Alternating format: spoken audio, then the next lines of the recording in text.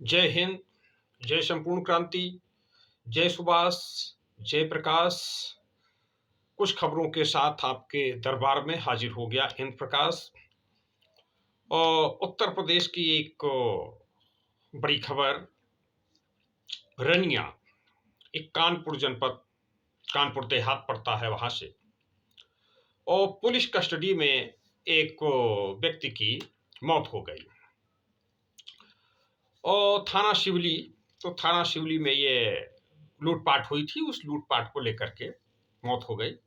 तो पुलिस हिरासत में मौत ना हो, ये अपेक्षा भी रहती है और बड़ा दुर्भाग्यजनक रहता है इस प्रकार की स्थिति। तमाम कानून व्यवस्था पर सवाल उठता है, पुलिस प्रशासन पे सवाल उठता है, और कभी कभी अव्यवस्था भी फैल जाती है। और खासकर कानपुर वह क्षेत्र है जहां पर आपको ज्ञात होगा, लगभग अभी 2 वर्ष पहले विकास दुबे का बड़ा प्रकरण हुआ था, जिसमें लगभग 10 पुलिस के लोग शहीद हो गए थे, मारे गए थे, और जिन पर आरोपियों पे और पुलिस के साथ एक मुठभेड़ हुई थी। तो संवेदनशील मामला है। वो उसी इलाके से जहां से विकास दुबे का वो बाद में फिर पुलिस ने वो जब दर्शन वगैरह करने गया था, मध्य प्रदेश वगैरह जो है, वहां से फिर जब ला रहे थे और कानपुर के रास्ते में, तो उस पर आरोप भी लगे कि कुछ लोगों ने कहा कि भाई मार दिया गया को, और कुछ पुलिस ने बताया कि वो भागने लगा था। वो गाड़ी से उतरा और अपने लक्ष्मणका के बहाने से और भागने लगा, फिर उसका एनकाउंटर कर दिया गया। तो गोली चली तो उसमें वो नहीं बच पाया। तो उसी इलाके, जिस विकास दुबे का जो इलाका शिवली वगैरह ये सब पड़ता, उसी इलाके की ये घटना है। तो वहां पर इस घटना को लेकर के काफी कानपुर में उहापोह की स्थिति है। और एक कानपुर की घटना वो चल रही है जिसमें इरफान सोलंकी, समाजवादी पार्टी के विधायक ने एक व्यक्ति का प्रमाणित कर दिया। अब वो जानकारी में आ रहा कि बांग्लादेशी परिवार है वो। तो आमतौर से ये होता है कि सांसद के पास, विधायक के पास, सांसद तो खैर कम ही करते हैं, लेकिन जो समाज सेवी विधायक होते हैं, वह कोई भी आया भैया वो साइन कर दिया, कोई भी आया, सभासद भी करते, बड़े पैमाने पे ऐसा करते, कोई भी आया कहाँ रहे, तो बारीकी से जांच नहीं करते हैं। और कभी कभी उसका जो इस प्रकार के लोग होते हैं वह उसका फायदा उठा लेते हैं। तो ये हो जाता है कि वो न चाहते हुए भी विधायक सांसदों से इस प्रकार से, जनप्रतिनिधियों से वो गलत काम करा ले जाते हैं। और ये खबर रही। लेकिन ये सब तो खबरें अपराध से जुड़ी हुई हैं, सतर्कता से जुड़ी हुई है। मुख्य खबर भारतीय जनता पार्टी की, जो जेपी नड्डा के यहाँ कल बैठक हुई दिल्ली में, तो उत्तर प्रदेश को लेकर के चिंतित होना स्वाभाविक है। और सब लोग बैठे वहां पर। भारतीय जनता पार्टी के बीएल संतोष जी बैठे, माननीय अमित शाह जी बैठे, माननीय राजनाथ सिंह जी बैठे, माननीय योगी आदित्यनाथ जी वहां पर पहुंचे। तो ये इसलिए भी जरूरी है क्योंकि 2022 और 2017 का जब चुनाव होता है, तो जितनी सीटें मिली वह उसकी अपेक्षा लगभग 50 सीटों का कमी आ गई 2022 में गठबंधन के साथियों के साथ में। और लोकसभा लखनऊ, तो जब 19 में चुनाव हो रहा था 5 सीट थी, जब 24 में जाएंगे तो 3 सीट भाजपा के साथ रहेगी लखनऊ लोकसभा। लखनऊ लोकसभा से एक माहौल बनता है, उत्तर प्रदेश का माहौल बनता है।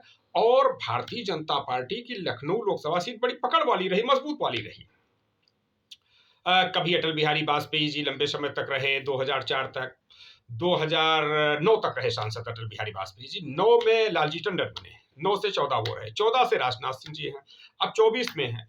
कुछ चर्चाएं तो यहां तक भी हैं कि 24 में राजनाथ सिंह का टिकट भी कट सकता है, किसी दूसरे को उतारा जा सकता है। लेकिन बहरहाल लखनऊ में एक बड़ी घटनाक्रम ये रहा कि लखनऊ में जो पिछला चुनाव मैडम सिन्हा ने लड़ा, उसके बाद लखनऊ को छोड़ा नहीं। उनकी टीम, वो निश्चित रूप से बड़ी नेता है, समय नहीं दे पाती हैं, जितने भी बड़े नेता हैं समय नहीं दे पाते हैं, उनकी परिस्थितियां होती हैं, उनके तमाम लोगों से मिलना, पूरे देश भर में घूमना फिरना, एक लामबंदी करना, तमाम विपक्षी नेताओं से मिलना जुलना, और 24 के लिए एक महत्वपूर्ण विकल्प तैयार करना। माननीय किरण सिन्हा जी की पूरा कोशिश है कि जनता दल परिवार को एकजुट किया जाए। उड़ीसा से कर्नाटक, बिहार, उत्तर प्रदेश, हरियाणा, पंजाब, तेलंगाना, आंध्र प्रदेश, केरला, कर्नाटक, तमिलनाडु, सबको जोड़ा जाए और सबको जोड़ करके एक विकल्प बनाया जाए। और अब माननीय नीतीश जी भी उसके लिए निकल रहे हैं, प्रयास रहेगा। तो उपेंद्र कुशवाहा जी से बात हुई, उन्होंने भी ये बात बताई कि हमारी प्राथमिकता 2024 है, चूंकि वो नीतीश जी ने कहा कि 25 का नेतृत्व करेंगे तेजस्वी यादव जी। तो उस संदर्भ में काफी लोग जो है सवाल करने लगे। तो उसमें मीडिया पर्सन से बात करते हुए उपेंद्र कुशवाहा जी ने बताया कि हमारी प्राथमिकता है तमाम दलों को एक साथ लाया जाए। दूसरी बात उन्होंने ये भी कही कि भाई अपेक्षित जो सफलता जितना नीतीश जी मेहनत कर रहे हैं, हम लोग जनता दल के लोग मेहनत कर रहे हैं, उतना अपेक्षित परिणाम नहीं मिल पा रहा है। इसके लिए उन्होंने कहा ये हमारी व्यक्तिगत राय है इसमें। और मुख्य फोकस उन्होंने बताया कि 2024 रहेगा, लोकसभा के लिए 2024 रहेगा। तो हमारे एक पत्रकार साथी ने टिप्पणी भी किया कि 2024 फोकस रहेगा। तो उसी फोकस का तो हिस्सा नहीं है कि भाई तेजस्वी को बोल दिया कि ठीक है तुम 25 में बनोगे, लेकिन पहला फोकस मुख्य माने 24 की रणनीति का हिस्सा है तेजस्वी को मुख्यमंत्री बताना, हमारे मित्र ने टिप्पणी किया। तो एक और खबर मैंने कल बताया था कि उत्तर प्रदेश के प्रभारी हो गए माननीय श्रवण कुमार जी, बिहार के ग्रामीण विकास मंत्री, संसदीय कार्य मंत्री। और जो संसदीय कार्य मंत्री कभी लखनऊ से नरेश चंद्रा जी हुआ करते थे, उसी पद पर हैं। हमारे तमाम दर्शक लखनऊ से भी जुड़े हुए, उत्तर प्रदेश से जुड़े हुए, तो उनको उनके साथ भी बातचीत हो जाया करे। तो उनको प्रभारी बना दिया गया। और माननीय केसी त्यागी जी जो लंबे समय से थे, वह उनको मुक्त कर दिया गया। अब क्या कारण रहे, तो खैर मैं तो उनके बारे में बहुत कुछ आपसे बात कर चुका हूं। तो अब आ गए हैं, तो उसका परिणाम यह हुआ कि तमाम यूपी के साथियों से बातचीत हुआ, कुछ बिहार के पत्रकारों से बातचीत हुआ। तो एक उत्साह है उत्तर प्रदेश के जनता दल यूनाइटेड के कार्यकर्ताओं में, नेताओं में, और एक उत्साह है कि भाई आएंगे श्रवण कुमार जी, बेड़ा पार करेंगे, लगाएंगे कुछ ना कुछ नया गुल खिलाएंगे। और जमीनी आदमी है श्रवण कुमार जी, जमीनी आदमी हैं, जेपी मूवमेंट से निकले हुए आदमी हैं, संपूर्ण क्रांति से निकले हुए आदमी हैं। और ये जो 74 से 77 के बीच का उठापटक रहा, इसमें वो जेल में भी रहे। DIR मीसा का जो सब लगाया जा रहा, जेल उत्पीड़न किया जा रहा था, उसमें भी जेल यात्री भी है पूरी तरीके से। और श्री श्रवण कुमार जी का जन्म हुआ था 20 अगस्त 1957 को। इनकी जीवन संगिनी का भी नाम है मंजू कुमारी, और मंजू कुमारी ही नाम है माननीय नीतीश कुमार जी की भी धर्मपत्नी का, जो अब नहीं रही। और श्रवण कुमार जी के 3 बच्चे हैं। तो ये उनकी पृष्ठभूमि। और नालंदा से विधानसभा क्षेत्र 176 नालंदा से वह निरंतर विधायक है। 1995 से 2000, फिर 2000 से 2005, 2005 से 2010, 2010 से 2015, 2015 से 2020, माने निरंतर जो है समाज सेवी व्यक्ति हैं, जनता से मिलने जुलने वाले व्यक्ति हैं, रिस्पांस देने वाले व्यक्ति हैं। उनकी अनुपस्थिति में जो उनके साथ लोग रहते हैं, वो भी वही रिस्पांस देते हैं। सवेरे सवेरे मैंने भी फोन मिला दिया माननीय मंत्री श्रवण कुमार जी के लिए। तो खैर उनके PA मिले, फोन से बात हुआ, तो फोन पे उन्होंने बताया, PA का नाम है संजीव कुमार जी। तो जो हमारी साथ सवेरे संजीव कुमार जी से बात हुई, तो उसमें हमने कहा भाई कब आ रहे हैं आप, मैंने कहा मंत्री जी को बधाई के लिए फोन किया। तो उन्होंने कहा हाँ भाई ठीक है, और बधाई को स्वीकार किया। उन्होंने कहा मंत्री जी से हम बात भी कराएंगे। और विशेष बात ये रही कि उन्होंने बताया कि इस समय सत्र चल रहा है, कि मंत्री जी कब आ रहे हैं लखनऊ। तो उन्होंने बताया कि सत्र चल रहा है इस समय, तो सत्र समापन के बाद ही आना होगा और एक नई ऊर्जा के साथ निश्चित रूप से काम किया जाएगा। तो श्रवण कुमार जी का आना ये भी एक विषय है। और भारतीय जनता पार्टी का क्या, मुझे श्रवण कुमार जी के बारे में तो मुझे जानकारी नहीं हुई कि कल दिल्ली में क्या हुआ। हमारे एक साथी थे, तो उन्होंने बताया कि लखनऊ के कायस्थों के बारे में जरूर कुछ चर्चा रही थी मेयर के चुनाव को लेकर के। जिस प्रकार से लखनऊ में इस समय कायस्थों की बैठकें चल रही हैं, कायस्थ संगठनों की बैठकें चल रही हैं, और पूरे लखनऊ में, पटना में कायस्थों की लामबंदी चल रही, उसको लेकर के भारतीय जनता पार्टी के कुछ नेता उस पर संज्ञान ले रहे हैं और चिंतित हैं कि कैसे कायस्थ समाज को व्यवस्थित किया जाए। चूंकि कायस्थ समाज में भी बड़ा आक्रोश है भाजपा के प्रति। उत्तर प्रदेश से आज तक भारतीय जनता पार्टी ने एक भी लोकसभा टिकट नहीं दिया। मंत्री आज की तारीख में भारतीय जनता पार्टी के पास केंद्र सरकार में एक भी मंत्री नहीं। पटना से रविशंकर प्रसाद जी थे, उनको भी हटा दिया। और खास तौर से यशवंत सिन्हा, शत्रुघ्न सिन्हा जिस तरीके से भाजपा के लिए निकले हुए हैं, कायस्थों में गहरी नाराजगी है। और इस गहरी नाराजगी को आग में घी डालने का काम माननीय किरण सिन्हा जी की जो गतिविधियां हैं, जो पूरे देश में उनका दौरा चल रहा, उससे हो रहा है। और कायस्थ समाज पूरे देश में है, उत्तर में भी है जितना है, दक्षिण में भी है, विभिन्न नामों से हो सकता है, लेकिन कायस्थ समाज की उपस्थिति अच्छी है, बड़ी तादाद में प्रभावित करने वाली है। अब ये श्रवण कुमार जी निकलेंगे तो बिहार का परिदृश्य क्या होगा? उत्तर प्रदेश 2022 के चुनाव में कुर्मी समाज ने भाजपा का साथ बड़े पैमाने पर छोड़ा। हालांकि स्वतंत्र देव सिंह थे, भाजपा के प्रदेश अध्यक्ष थे स्वतंत्र देव सिंह, और अनुप्रिया पटेल के साथ उसने गठबंधन किया, उनको अच्छी खासी सीट भी दिया। लेकिन उप मुख्यमंत्री कौशाम्बी से जहां से लड़ रहे थे, कौशाम्बी से, वो उस कौशाम्बी सीट से उप मुख्यमंत्री माननीय केशव प्रसाद मौर्य कुर्मी बाहुल्य सीट से नहीं जीत पाए। कॉम्बिनेशन बन सकता था कुर्मी और कुशवाहा का, लौकुश समीकरण, लेकिन वह नहीं बन पाया। भाजपा के तमाम नेताओं ने मेहनत किया, अनुप्रिया पटेल वगैरह गई, लेकिन ना, कुर्मी ने कहा ना ना ना। यही नहीं, तमाम विधानसभा क्षेत्र ऐसे रहे बड़े पैमाने पर जहां पर कुर्मी समाज ने भाजपा का साथ छोड़ दिया। और कहीं भाजपा ने भी इस बात को एहसास किया, उसने स्वतंत्र देव को हटा करके भूपेंद्र कुमार जी जाट, उत्तर प्रदेश के पश्चिमी क्षेत्र के जाट को प्रदेश अध्यक्ष लेकर के आई।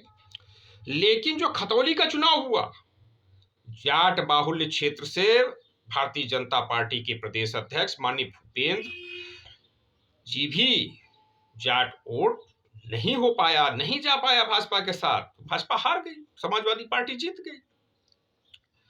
हालांकि माननीय किरण सिन्हा जी ने भी वहां मेहनत किया, तमाम लोगों ने मेहनत किया और भाजपा को रोकने के लिए। लेकिन बड़ी भूमिका जो एक फैक्टर बन रहा था इस समय उत्तर प्रदेश की भाजपा के 7 फैक्टर माने जा रहे थे उस चुनाव में, तो वो सातों factor, Brahmin factor, Thakur factor, Kushwaha factor, Shakya factor, और ये Saini factor, Jat factor, Kurmi factor, ये सब धराशायी हो गए मैनपुरी और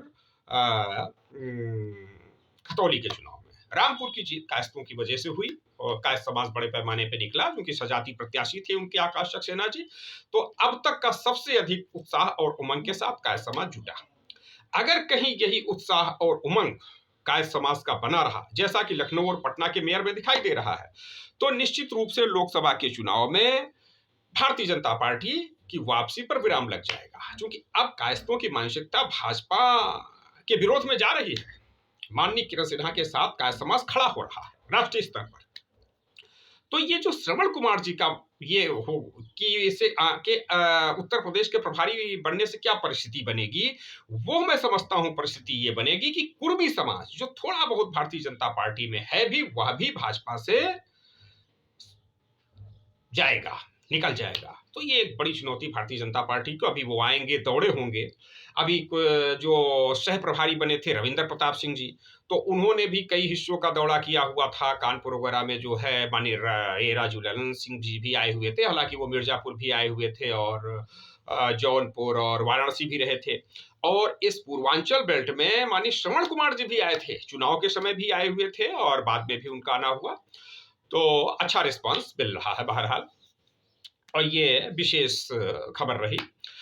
एक खबर मध्य प्रदेश के जो कांग्रेस के पूर्व मंत्री रहे राजा पटेरिया, तो राजा पटेरिया इस समय चर्चा में है। उन्होंने एक बयान दिया, जैसे एक बयान दिया था उत्तर प्रदेश के इमरान मसूद सहारनपुर वालों ने, बोटी बोटी तो वो बोटी-बोटी का जो बयान दिया था, फिर बाद में उनको भी जेल जाना पड़ा था। तो निश्चित रूप से कोई भी हो, अगर हिंसा की बात करता है, संविधान के विरोध में बात करता है, असंवैधानिक बात करता है, तो उसके खिलाफ कार्यवाही होनी चाहिए। तो उसमें उन्होंने प्रधानमंत्री की हत्या की बात कह दिया। तो न्याय प्रक्रिया ने संज्ञान में लिया और उनको जेल जाना पड़ा। अब उसमें उस प्रकरण में कमलनाथ जी ने कहा कि भाई हम इससे सहमत नहीं हैं, लेकिन राहुल जी, प्रियंका जी, सोनिया जी, अभी हाल के नवनिर्वाचित कांग्रेस के राष्ट्रीय अध्यक्ष गड़की जी, उन लोगों का बयान नहीं आया कि भाई इसमें क्या हो रहा है, कोई खुल करके नहीं बोल रहे हैं। और एक विशेष बात तो उसमें ये हुआ, एक रिएक्शन, जैसे मायावती जी को और स्वाति सिंह ने कह दिया। तो स्वाति सिंह ने वो स्वाति सिंह के हस्बैंड दयाशंकर सिंह ने कुछ आपत्तिजनक बयान दे दिया उत्तर प्रदेश की मुख्यमंत्री रह चुकी माननीय मायावती जी के लिए। तो उसके बाद फिर जो मायावती जी के समर्थक थे वो प्रतिक्रिया करने लगे।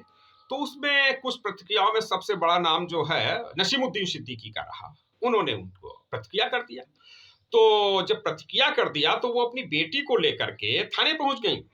दयाशंकर सिंह की पत्नी, जो इस समय उत्तर प्रदेश सरकार में मंत्री हैं, परिवहन मंत्री हैं माननीय दयाशंकर सिंह, उनकी पत्नी वो भी मंत्री रही और सरोजिनी नगर से विधायक रही। इस बार 22 में उनका टिकट काट दिया गया। काट करके ही वो ईडी वगैरह के वो अधिकारी रहे, राजेश्वर सिंह को विधायक बना गया और काफी चर्चा थी कि वो मंत्री बनेंगे, लेकिन वो मंत्री नहीं बने। वो विधायक है सरोजिनी नगर सीट से। ये लखनऊ की ग्रामीण क्षेत्र है सरोजिनी नगर, और मोहनलालगंज क्षेत्र लोकसभा में आती है। तो स्वाति सिंह जी ने जब थाने पहुंची, उन्होंने कहा ये हमारे साथ रिपोर्ट, ये तो हमको क्यों जो है गाली दी जा रही है, हमारी बेटी को क्यों टार्चर किया जा रहा है, अब सब कहे जा रहे हैं। तो पुलिस ने उसमें संज्ञान लिया और संज्ञान लेकर के जो मायावती के लोग थे उनका बचाव कर रहे थे, उन पर कार्यवाही किया कि आपने यह गलत किया, और उसके तो मुकदमे अभी भी चल रहे हैं। तो उसी प्रकार से ये प्रतिक्रिया हुई छत्तीसगढ़ के पूर्व मंत्री चंद्राकर। तो श्री चंद्राकर भारतीय जनता पार्टी के पूर्व मंत्री हैं, तो उन्होंने भी प्रतिक्रिया व्यक्त कर दिया। तो वो आया कि जानवर बताया, इस प्रकार से कई जो है अब आपत्तिजनक बयान उनके, कांग्रेस कह रही कि उन्होंने आपत्तिजनक बयान दिया, उन्होंने जानवरों से तुलना कर दिया। तो अब कांग्रेस मांग कर रही कि उनके खिलाफ भी कार्यवाही हो। तो अब न्यायिक विषय है, ये क्या विषय होता है देखा जाता है। एक विषय सुप्रीम कोर्ट से संबंधित है और वो विषय है न्यायपालिका को लेकर के। तो न्यायपालिका में एक सुप्रीम कोर्ट में एक छात्रा ने एक रिट दायर किया। ये एलएलएम की छात्रा हैं शिवानी पवार। इन्होंने ये याचिका दायर किया कि पिछड़ी जातियों के लिए आरक्षण खत्म करने से संबंधित याचिका दायर किया कि पिछड़ी जातियों की आरक्षण समाप्त कर दिया जाए। तो इसको लेकर के ये याचिका पहुंची चीफ जस्टिस डी.वाई. चंद्रचूड़ और जस्टिस पी.एस. नरसिम्हा की बेंच में आई, और इन लोगों ने नाराजगी जाहिर किया और उन्होंने कहा कि आरक्षण पर आप काम अपनी पब्लिसिटी के लिए कर रही हैं और ये ठीक बात नहीं है। ये कानून व्यवस्था का मजाक उड़ाना है, कानून व्यवस्था का दुरुपयोग है ये उन्होंने कहा। और जब नाराजगी जाहिर किया तो उनके वकील, जिनके माध्यम से याचिका दायर की जा रही थी पिछड़े वर्गों का आरक्षण समाप्त करने की, तो वह उन्होंने याचिका वापस ले लिया। अब पिछड़े वर्ग में दो बातें हैं। जब मैं कांसीराम जी के साथ काम कर रहा था बामसेफ में, तो पिछड़े वर्ग, जो बामसेफ का एक सिस्टम है, उस सिस्टम में backward and minority communities employees federation, तो बैकवर्ड के मायने ही ये होता है कि जो बैकवर्ड है उसमें एससी, एसटी प्लस ओबीसी, ये तीनों को कैटेगरी को बैकवर्ड, एक शब्द में बैकवर्ड में समाहित कर लिया जाता है। इनकी जो याचिका आ रही है ये मुझे लगता है कि शायद उसी कैटेगरी में जा रही जो बामसेफ का फार्मूला है कि एससी, एसटी प्लस ओबीसी तीनों को मिला के बैकवर्ड। तो आमतौर से ओबीसी उसी को बैकवर्ड कह देते हैं लोग। तो अब तो खैर एमबीसी काफी पॉपुलर हो गया है, कई राज्यों ने उसको आरक्षण भी दे दिया है। बिहार में भी आरक्षण महा पिछड़े को है, अति दलितों अति पिछड़ों को आरक्षण है, एमबीसी को आरक्षण है। उत्तर प्रदेश सरकार की राघवेंद्र समिति बनाई थी, उसकी रिपोर्ट अभी लागू नहीं हुआ है, समय समय पर उसकी बात तो होती रहती है। राघवेंद्र कमेटी लागू करने की मांग माननीय किरण सिन्हा जी भी कर चुकी है कि अति पिछड़ों को आरक्षण देने के लिए जल्दी से लागू किया जाए। और बिहार में तो जो नगर निगम का चुनाव हो रहा है नगर पंचायत का लेकर के, तो उस चुनाव को लेकर के जो याचिका की आ रहा पिछले समय में वो कोर्ट ने उस पर रोक भी लगाई, वो अति पिछड़ों के आरक्षण से ही संबंधित तो विषय रहा। तो इस प्रकार से ये चल रहा है। तो आरक्षण का मसला भी देखने वाला है कि इसमें क्या इनका रहेगा। अब कुछ साथी कह रहे हैं कि भाई वो एलएलएम की छात्रा है, तो हो सकता है पढ़ते पढ़ते कुछ जो इंटेलिजेंट स्टूडेंट होते हैं, कुछ उसके पॉइंट ऐसे समझ में आए हों, निकाले हों, तो जिन पर सुनवाई होना चाहिए। लेकिन अब ये न्यायालय का विषय है और सुप्रीम कोर्ट के चीफ जस्टिस, ये लोग उसको देख रहे हैं, बेहतर समझ रहे हैं कैसे क्या रहेगा। लेकिन कुछ साथियों की चर्चा रही कि भाई न्यायालय को पक्ष सुनना चाहिए और उसमें देखना चाहिए कि क्या फैक्ट लेकर के वो आई है, ये छात्रा जो आई है शिवानी पवार, इसकी तरफ देखना चाहिए। अब एक चर्चा जो पिछले अभी ईडब्ल्यूएस को लेकर के जो आरक्षण की चर्चा चल रही थी, तो ईडब्ल्यूएस के आरक्षण के सवाल पर जो चर्चा हुई, उस पे जो निर्णय आया, तो खैर वो 5 सदस्यीय उसकी सुनवाई कर रही थी। तो 5 सदस्यीय में बहुमत 3 सदस्य की रहा और ईडब्ल्यूएस को बहाल रखा गया और जो उसके खिलाफ याचिका आई थी उसका निस्तारण कर किया गया और ईडब्ल्यूएस के आरक्षण को सही ठहराया गया। उसमें भी वही सुप्रीम कोर्ट के 2 जजों माननीय जस्टिस पर्दीवाला और माननीय जस्टिस बेला त्रिवेदी जी, तो इन लोगों के लिए ऑनरेबल शब्द प्रयोग होता है, तो मैं अपनी राजनीतिक भाषा में माननीय कह गया। तो जस्टिस पर्दीवाला ने भी कहा कि आरक्षण 10 वर्षों के लिए हुआ था, अनंत काल तक आरक्षण नहीं रह सकता। आरक्षण की अवधि पर उन्होंने भी सवाल उठाया, जो 5 सदस्यीय कमेटी चल रही थी उस पर। और उन्होंने ये भी सुझाव दिया कि जो लोग शिक्षा में, रोजगार में, संपत्ति में एक निश्चित दायरा प्राप्त कर चुके हैं, एक निर्धारित दायरा कुछ होना चाहिए कि जिसमें जो लोग वो स्तर तक पहुंच गए हैं शिक्षा में, संपत्ति में, रोजगार में, उनके आरक्षण की प्रक्रिया से बढ़ जाना चाहिए। तो आरक्षण की प्रक्रिया से उनको हट जाना चाहिए। तो जब वो हटेंगे तो जिनको आरक्षण की जरूरत है, जिनको कुछ भी नहीं मिला है, उनको आरक्षण मिलेगा, ऐसा जस्टिस पर्दीवाला का कहना रहा। और उसी समय एक प्रतिक्रिया वो जस्टिस बेला त्रिवेदी जी की आई, तो उन्होंने भी कहा कि आरक्षण की समय सीमा होनी चाहिए। उन्होंने कहा, उसमें जिक्र किया कि संविधान निर्माताओं का उद्देश्य अनंत काल के आरक्षण के लिए नहीं था। संविधान निर्माताओं का उद्देश्य था कि गैर बराबरी मिटेगी, गैर बराबरी को हटाने तक ही सीमित रहा। और अगर ये आरक्षण अनंत काल तक रहता है, देश की आजादी के लिए 75 साल हो गया और आरक्षण तो पूना पैक्ट के बाद शुरू हो गया और आजादी के पहले ही आरक्षण शुरू हो गया। और एक और आरक्षण का जिक्र आता है जो 1901 में शुरू हुआ, वो छत्रपति साहू जी महाराज ने अपने स्टेट में, जो उनका स्टेट था, उस स्टेट में उन्होंने आरक्षण शुरू कर दिया था। तो आरक्षण उन्होंने देना शुरू कर दिया था। फिर आरक्षण को जब बहुत चर्चा में आया, गहमा गहमी में आया, गोलमेज सम्मेलन हुआ और उसके बाद फिर पूना पैक्ट हुआ, डुएल वोट का मामला चल रहा था। तो इन सब के बाद जो आरक्षण मिला, तो उस आरक्षण को आजादी के पहले मिला और आजादी के 75 साल हो रहे हैं, तो आरक्षण को पूरा कर दिया जाना चाहिए। लेकिन अब 75 साल नहीं पूरे हो रहे हैं, तो आरक्षण की मंशा पर सवाल उठ रहा है। और आरक्षण पर एक बात यह है कि भाई समान शिक्षा देंगे नहीं, स्वास्थ्य चिकित्सा देंगे नहीं। सरकारों का ये हाल है कि शिक्षा देना चाहिए, चिकित्सा देना चाहिए सबके लिए, संपत्ति में अधिकार देना चाहिए, रोजगार देना चाहिए और प्रतिनिधित्व तो होना ही चाहिए, भागीदारी। जब ये सब कुछ मिलेगा तो भागीदारी भी बढ़ेगी। लेकिन केवल आरक्षण की घोषणा और आरक्षण का लाभ उठा सकने की परिस्थिति ना बनाई जाए तो आरक्षण का लाभ नहीं ले पाएंगे। आरक्षण पूरा नहीं, अनंत काल चल सकता है। 75 साल तो क्या है, 7500 साल हो जाएं और इसी रफ्तार से चलता रहेगा, इसी प्रक्रिया से चलता रहेगा, तो भी सवाल बने रहेंगे।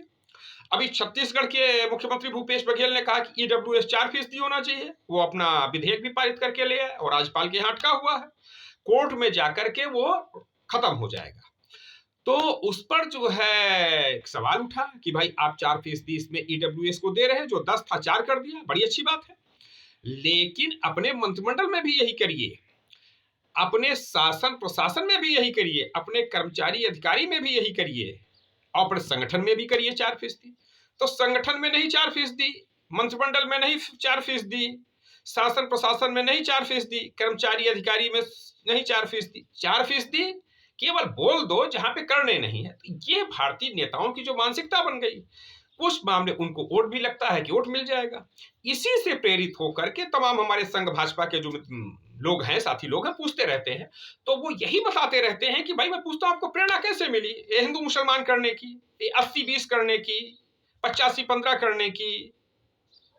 तो वो बताते हैं कि भाई हमको तो वहीं से प्रेरणा मिली जब लगा नारा तिलक तराजू डाट डाट, इनके मारो चार, लगा नारा भूरा बाल साफ करो। तो कहा फिर हमें ज्ञान हुआ, संज्ञान हुआ, ऐसा भाजपा संघ के लोगों का कहना है। फिर उन्होंने कहा अब वो जाग उठा है हिंदुस्तान, डाट डाट भागो पाकिस्तान। फिर उन्होंने कहा कि हलवा खाएंगे गाजर का, नाम मिटाएंगे बाबर का, इस प्रकार के तमाम नारा। अब वो 3 नहीं अब 30,000, अब न बचेगी एक बाजार, इस प्रकार के नारे वो आए, फिर जो है समाज के बीच में आए। तो ये बात तो निकल करके आई। तो इस प्रकार से अब देखना है कि आने वाले समय में क्या परिस्थिति बनती है आरक्षण को लेकर के, रोजगार को लेकर के। बहरहाल हम सबको लोकनायक जयप्रकाश नारायण के बताए हुए रास्ते पर, लोकनायक जयप्रकाश नारायण के संपूर्ण क्रांति की तरफ बढ़ना चाहिए, जहां से समानता, सबको शिक्षा, सबको अधिकार, सबको रोजगार, सबको संपत्ति में अधिकार और सबको मान सम्मान। कहीं पर कोई जातिगत भेदभाव नहीं, कहीं पर कोई संप्रदायगत भेदभाव नहीं, और हर प्रकार से लोगों को शिक्षा मिले, रोजगार मिले, सम्मान मिले, उनकी योग्यता प्रतिभा के अनुसार मिले, योग्यता प्रतिभा के अनुसार अवसर मिले। इस पर काम होना चाहिए। और जो एक वातावरण बन रहा है फिर से देश में कुछ बदलाव का, उसके हम सबको सहभागी बनना चाहिए। इसी के साथ आप सभी को फिर से जय हिंद, जय संपूर्ण क्रांति, जय सुभाष, जय प्रकाश, जय हिंद। फिर आपसे कल भेंट होती है। धन्यवाद।